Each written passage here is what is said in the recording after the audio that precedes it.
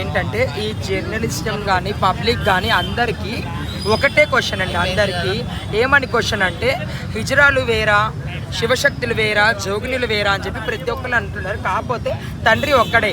తండ్రికి 2 పిల్లలు ఉన్నారు అనుకోనండి. ఎగ్జాంపుల్ మీకు వివరిస్తున్నాను. చదివే చదువు ఒకటే. ఒక డాక్టర్ అవుతారు, ఒకరు పోలీస్ అవుతారు, ఒక లాయర్ అవుతారు, ఒకరు ఇంకొక జాబ్ ఏదైనా చేయొచ్చు. అలాగే మా ట్రాన్స్ కమ్యూనిటీలో మేమంతా ఒక్కటే.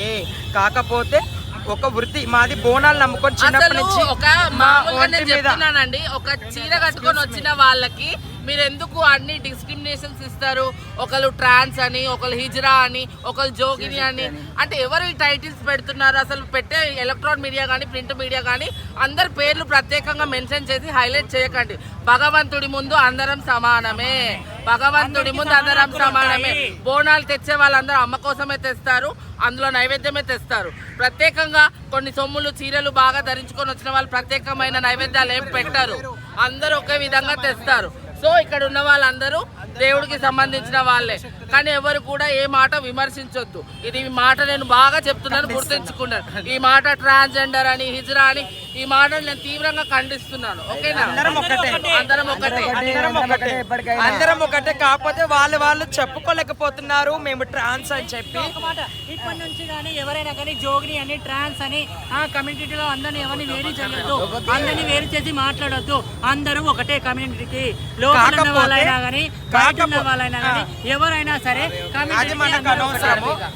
కాకపోతే ఏంటంటే మా వృత్తి ఏంటంటే మేము అమ్మవారి పూనకం తెచ్చుకుని చిన్నప్పటి నుంచి మా బోనాలు మేము చేసుకుంటూ వస్తున్నాము.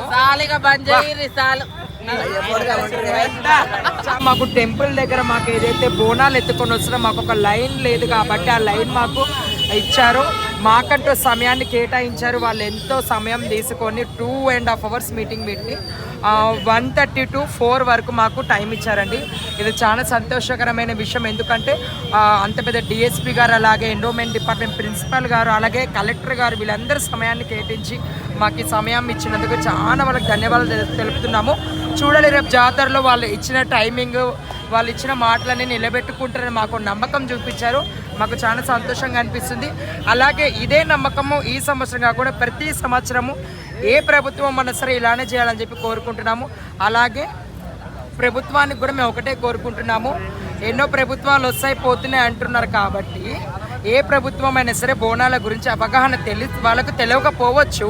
మన సీఎం రేవంత్ రెడ్డి గారైనా సరే వాళ్ళకి అవగాహన తెలియకపోవచ్చు. కాబట్టి తెలుసుకొని ఇక్కడి నుంచి ముందు చేస్తారని అనుకుంటున్నాను.